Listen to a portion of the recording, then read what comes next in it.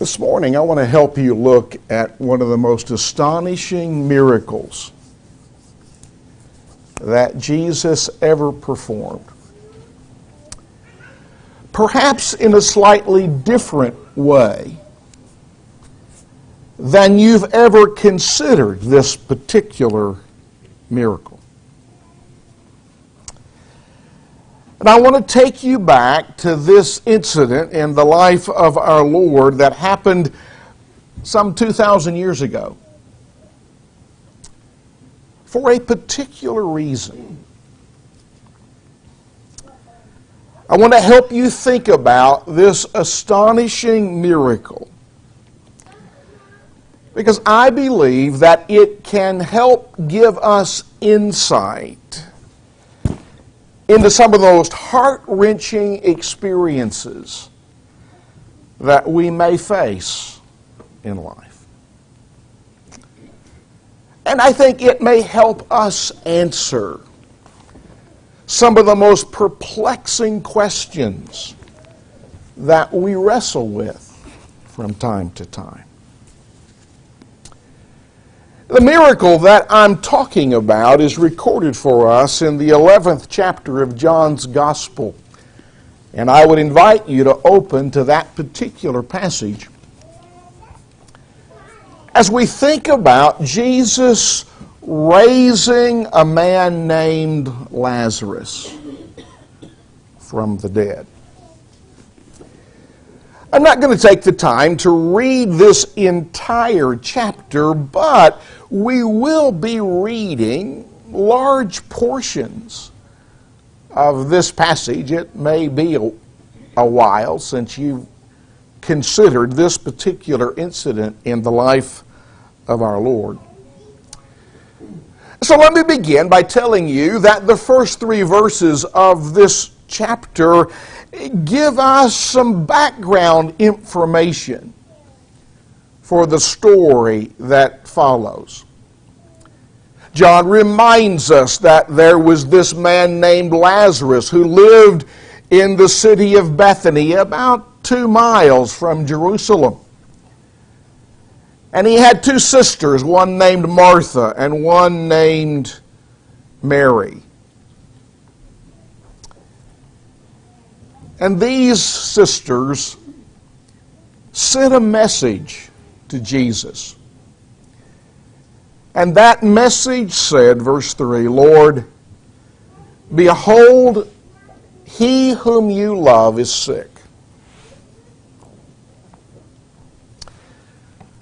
And then John tells us about Jesus' seeming indifference to this news. Jesus said, verse 4, this sickness is not unto death, but for the glory of God, that the Son of God may be glorified through it.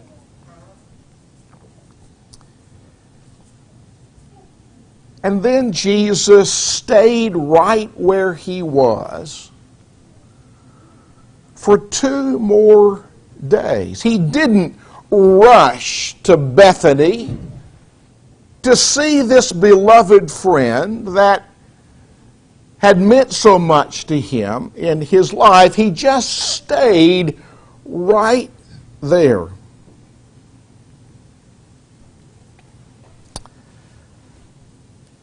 And then finally, Jesus turned to his apostles in verse 7.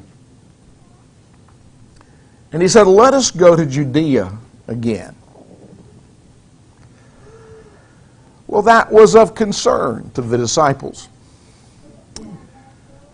because they knew that Judea at this particular time was a hotbed of opposition to Jesus. And in fact, they said to the Lord, Rabbi, lately the Jews sought to stone you, and are you going there again?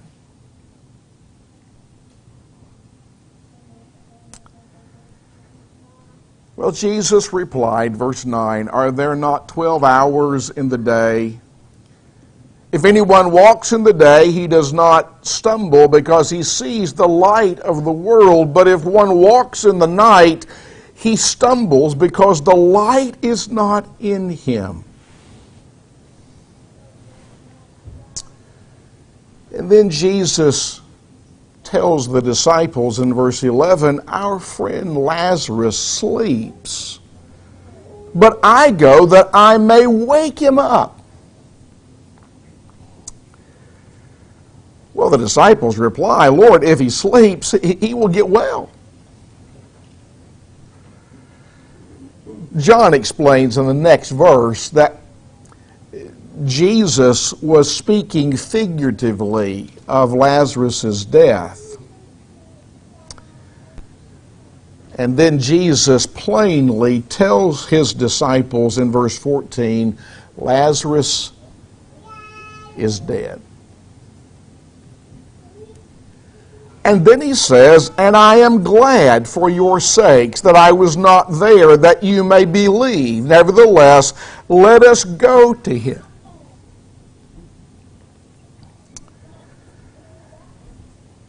I just have to appreciate the commitment of Thomas that is expressed in the next verse, because Thomas says, let us go also that we may die with him. The disciples really believe that Judea is not the place for Jesus to be, and Thomas thinks that it may very well result in Jesus' death and his own death also, and yet he's ready and willing to go with the Lord.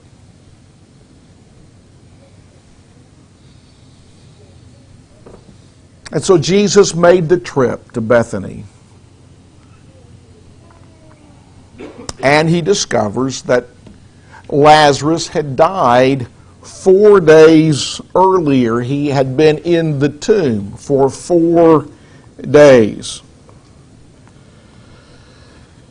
Then John tells us a little bit later in this passage that when Martha heard that Jesus was coming, she went out to meet him, and she says in verse 21, Lord, if you had been here, my brother would not have died. But even now I know that whatever you ask of God, God will give you. Well, Jesus replied, your brother will rise again. Well, Martha says, I know that he will rise again in the resurrection at the last day. She understood that. But then Jesus says, I am the resurrection and the life. He who believes in me, though he may die, he shall live. And whoever lives and believes in me shall never die. Do you believe this? And Martha says, yes, Lord, I believe that you are the Christ, the Son of God, who has come into the world. And then Martha leaves, and she goes and tells her sister Mary, verse 28, the teacher has come and is calling for you. And so Mary goes out to meet Jesus. And John tells us in verse 32 that when Mary meets Jesus, she says, Lord, if you had been here, my brother would not have died.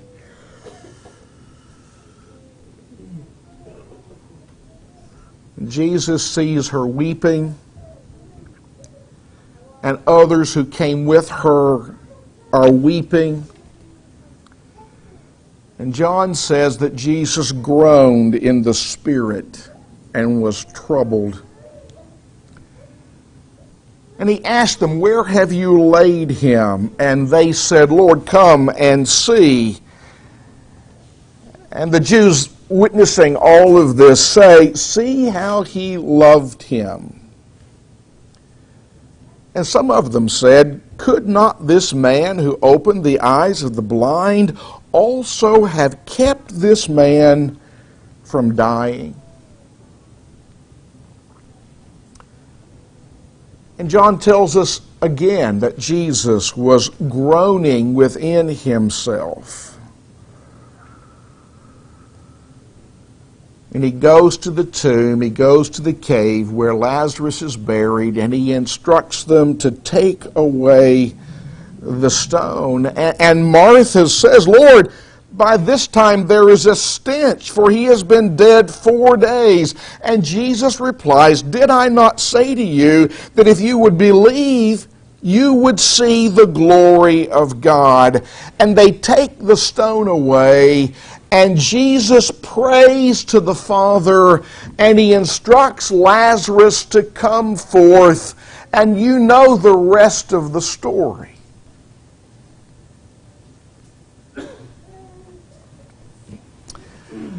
But the question that I want to help you think about this morning is this question.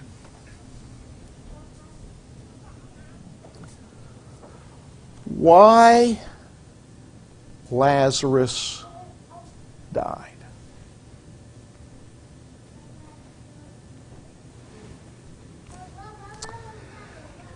From some of the verses that we've already read, it's obvious that Mary and Martha and others were quite perplexed that Jesus had not come earlier. In fact, verse 21, Martha says, Lord, if you had been here, my brother would not have died. And verse 32, Mary said to Jesus, Lord, if you had been here, my brother would not have died. She says the same thing that her sister said. And others, in verse 37, say, could not this man who opened the eyes of the blind also have kept this man from dying?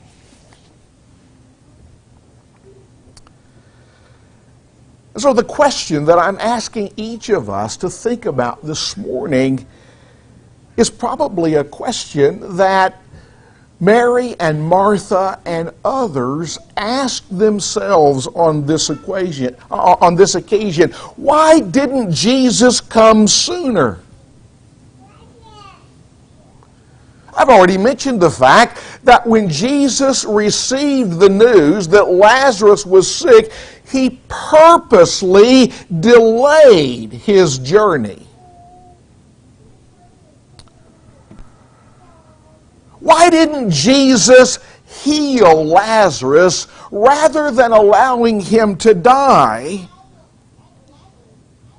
Why did Jesus let Lazarus die in the first place?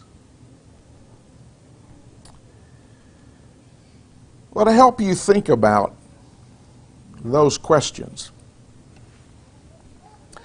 I want to emphasize 5 facts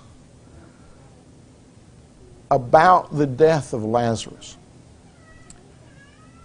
5 things that we need to remember as we think about why Lazarus died. First of all, it was not because Jesus didn't know what was going on. There are certainly times today when people die because the doctors who could prevent that death do not understand what's happening.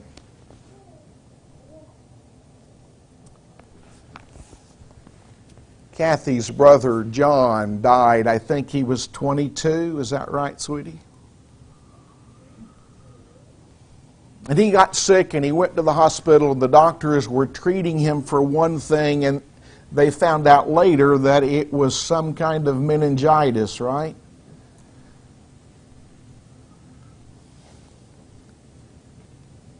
The doctors didn't properly diagnose what was going on. They didn't know what was happening. If they had known, they could have given him different treatment and different medication and perhaps saved his life, but they didn't know.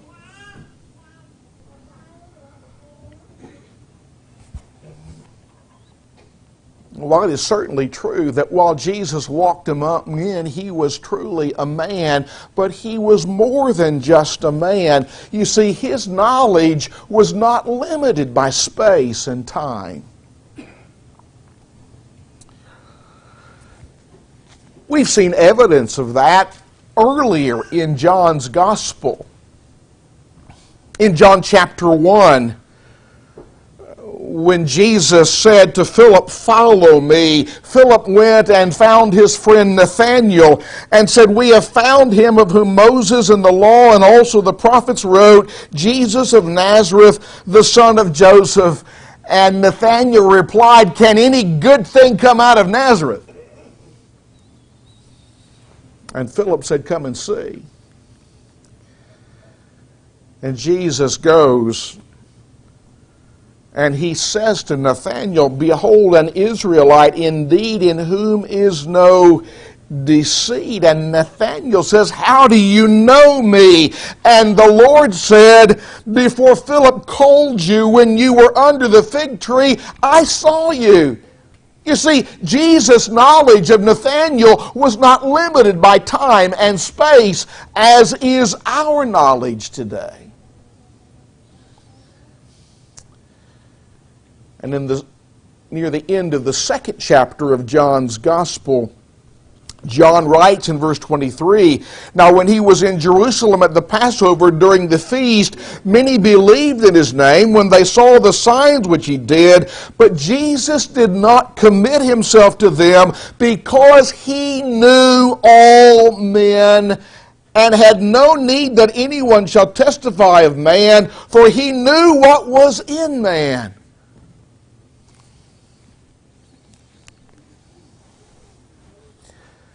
And then in John's own account of this particular incident in the life of our Lord, John clearly tells us that Jesus knew without any kind of notification when Lazarus' sickness had passed into death.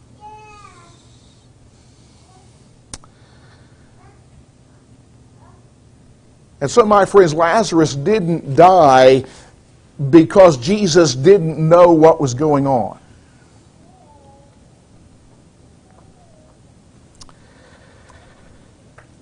And Lazarus didn't die simply because Jesus wasn't there. There are times today when people die because the doctors who could save them are just not there. And I've already mentioned the fact that both Mary and Martha believed that if only Jesus had been there, he could have prevented their brother's death. But the fact of the matter is, Jesus didn't have to be there to heal the sick or raise the dead. He could have prevented Lazarus' death without being there. He did that kind of a thing on other occasions. May I remind you that Jesus healed the centurion's servant from a distance when he was not present where that servant was. Matthew tells us about that in Matthew chapter 8 and verse 13. When Jesus tells the centurion, "Go your way, and as you have believed, so let it be done for you." And his servant was healed that same hour. Luke gives us some additional information in his account in Luke 7 and verse 10 when he writes, "And those who were sent, returning to the house, found the servant well who had been sick." You see my point, don't you? Jesus healed the centurion's servant from a distance when he wasn't there.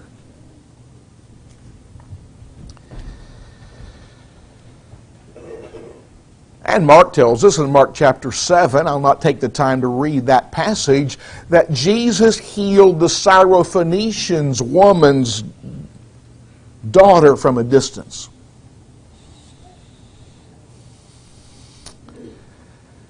And so Lazarus didn't die because Jesus wasn't there to prevent it. Jesus could have healed him from a distance.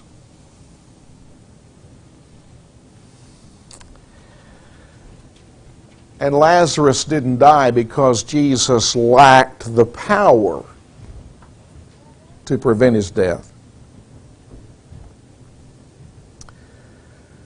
Well, doctors today can save many people if they understand what's happening and if they're present to render treatment.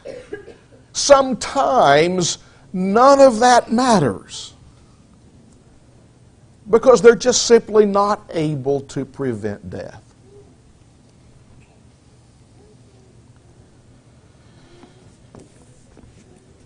There's no cure for AIDS. Even when the doctors understand what's going on and they are there to help. Now, there's been quite a bit of medical progress in the treatment of that terrible disease over the course of the last 20 or 30 years or so. But it's still an incurable disease.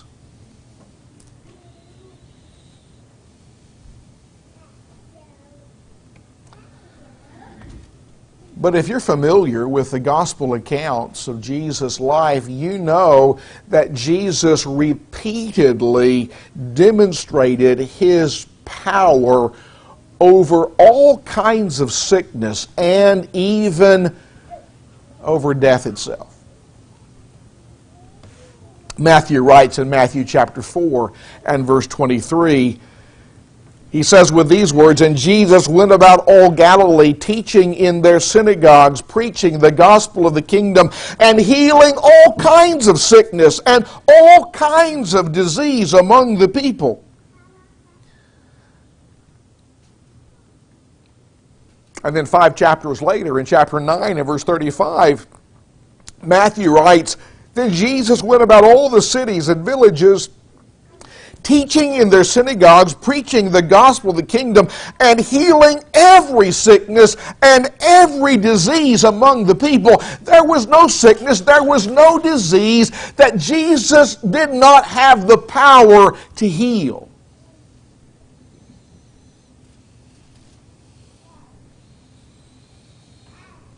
And the very fact that we know the end of the story for Lazarus, the very fact that Jesus raised Lazarus from the dead, demonstrates that if He had the power to do that, He had the power to prevent his sickness bringing death.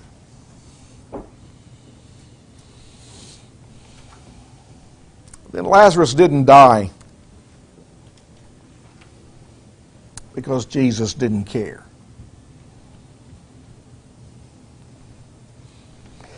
Sometimes people die today because others who could help do not care enough to get involved. Many years ago, I remember reading a story that a gospel preacher reported about an incident that happened in the early 60s. And so this incident occurred before many in this assembly were born. But several of us remember the 60s. The preacher writes, shortly after 3 a.m., Catherine Genovese came home from work.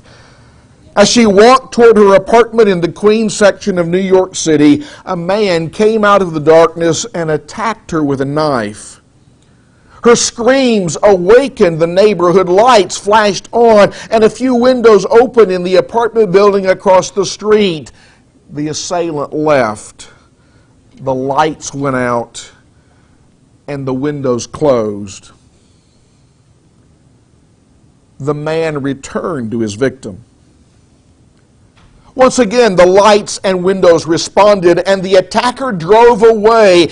Kitty began crawling to her apartment. 20 minutes later, the man returned and finished his mission of death. Not one person telephoned the police during the assault, even though 38 people witnessed the savage attack. The excuse, as one man put it, I didn't want to get involved.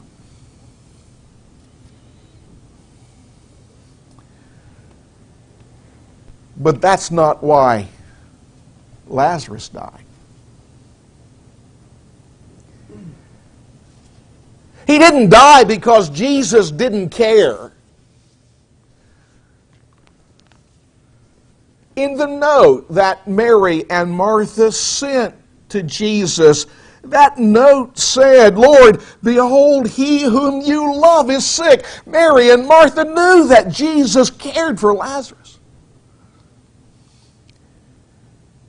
And then John tells us in verse 5, now Jesus loved Martha and her sister and Lazarus. And our Lord himself says in verse 11, "Our friend Lazarus sleeps, but I go that I may wake him up." And when Jesus came to Bethany and they saw Jesus weeping, they said, "See how he loved him."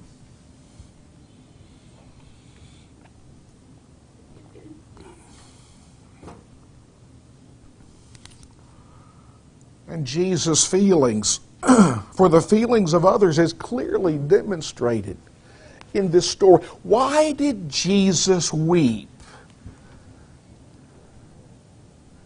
Why did Jesus groan within himself when he knew what he was about to do? He knew that he was going to raise Lazarus from the dead. So why did Jesus weep? Why did he groan?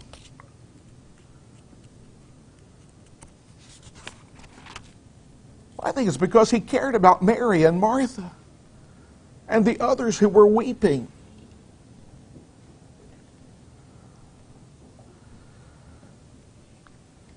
So Lazarus didn't get sick and die because Jesus didn't care.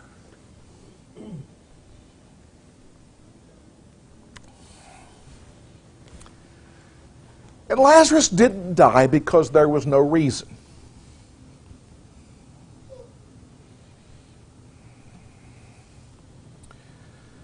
John's account makes it clear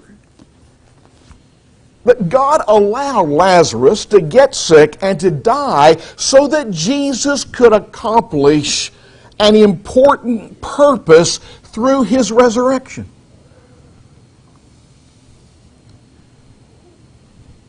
Look at verse 4. Jesus said, when he receives the news that Lazarus is sick, he says, "This sickness is not unto death, but for the glory of God, that the Son of God may be glorified through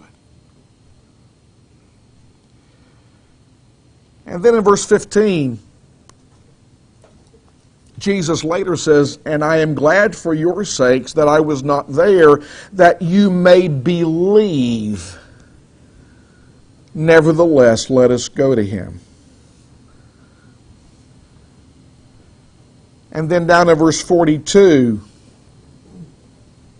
as Jesus prays to the Father before he raises Lazarus, in that prayer he says, "And I know that you always hear me, but because of the people who are standing by, I said this, that they may believe that you sent me."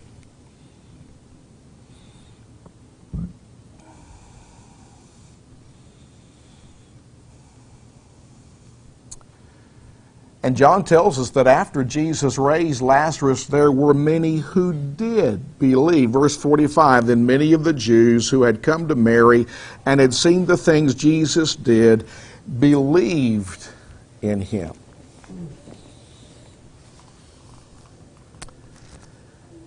So the Bible reveals that just as God allowed Job and Joseph and others to suffer terribly to accomplish a purpose larger than themselves, Lazarus was allowed to die so that many would come to believe because of his resurrection from the dead.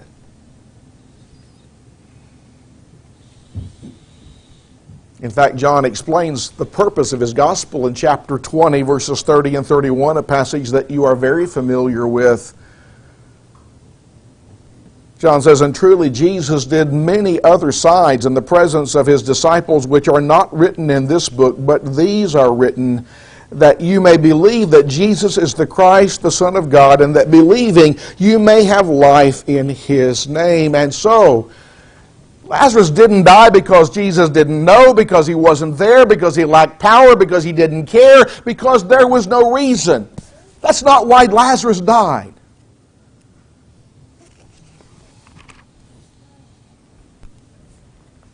Now, I've mentioned all of this because when bad things happen to good people today, these 5 facts are still true.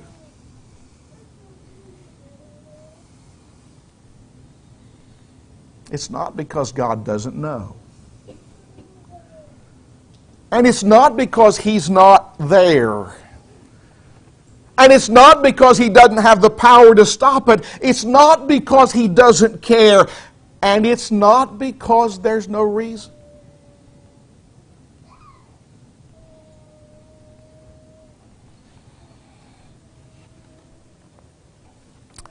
Now, when I say all of this, there are some things that this doesn't mean. It doesn't mean that God allows us to suffer for the same reasons that he allowed Lazarus to get sick and die. You see, the Bible reveals that there's more than one reason why suffering occurs in this world. And so just because God allows a good person to die for a particular reason, that doesn't mean that's why every good person will suffer.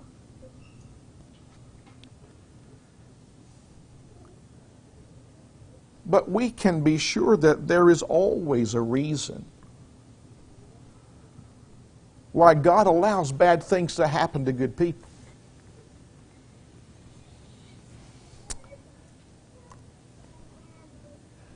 When I say all of this, it certainly doesn't mean that God causes our suffering. You see, there's a difference between God allowing something to happen and God causing something to happen. God allowed Satan to afflict Job, but God didn't cause Job's affliction.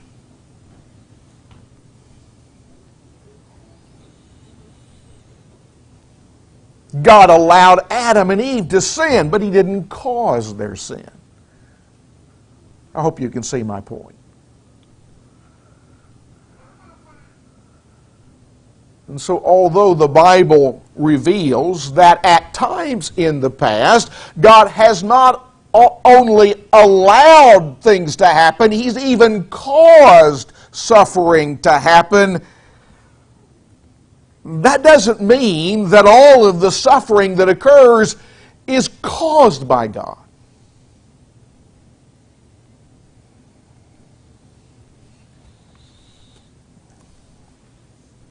And finally, when I say that sometimes God allows bad things to happen to good people for a reason, that doesn't mean that we'll always understand what that reason is.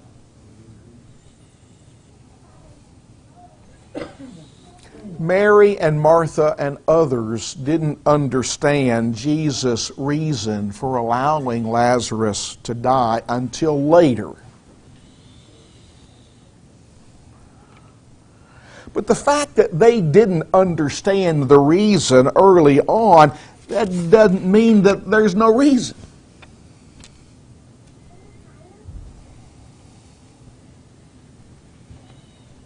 And so without wanting to oversimplify some of life's hardest questions, it really is true that these facts that we've talked about as to why Lazarus died can still help us today when bad things happen to good people. First of all, we need to remember that whatever reason God may have for letting good people suffer and die, it's not because He lacks knowledge or power or love. And we need to remember that our inability to always understand why God sometimes causes or allows perplexing things to happen in our world, that doesn't mean that God doesn't have a wise and good reason for doing so.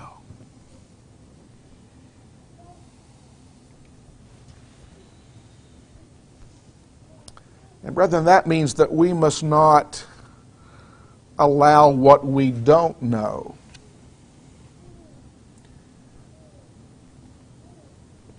to cause us to forget or reject what we do know.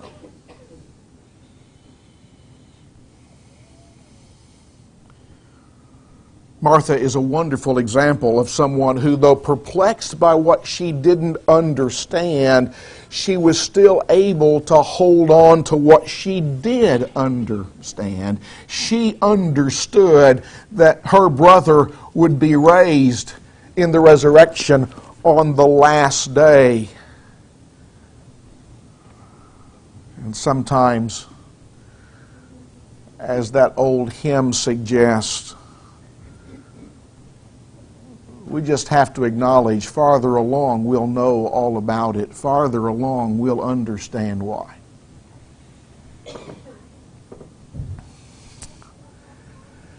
There's an old hymn that I have loved for years that brethren do not sing very often. It's not even in this particular songbook. I don't know why it's not used. I think it's a wonderful hymn. It is entitled, "Sometime We'll Understand," and here are the words. "Not now, but in the coming years, it may be in the better land. We'll read the meaning of our tears, and there sometime we'll understand. We'll catch the broken thread again and finish what we here began. Heaven will the mysteries explain, and then, then we'll understand. We'll know why clouds instead of sun were over many a cherished plan. Why song has ceased when scarce begun, 'tis there sometime we'll understand. Why what we long for most of all eludes so oft our eager hand. Why hopes are crushed and castles fall. Up there sometime we'll understand. God knows the way, He holds the key. He guides us with unerring hand. Sometime with tearless eyes we'll see. Yes, there, up there, we'll understand. And then the chorus says, then trust in God through all the days. Fear not, for He doth hold thy hand. Though dark thy way, still sing and praise. Sometime we'll understand.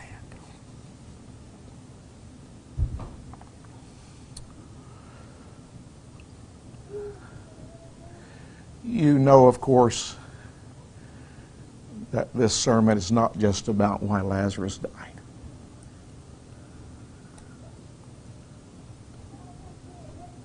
It's why Lisa died.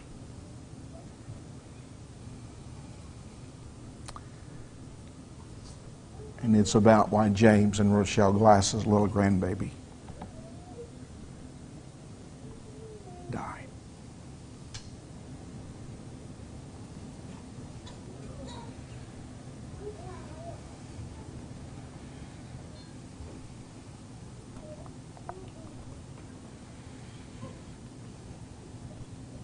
We mustn't allow things that we don't understand cause us to lose hold of those things that we do understand. Let's stand and sing.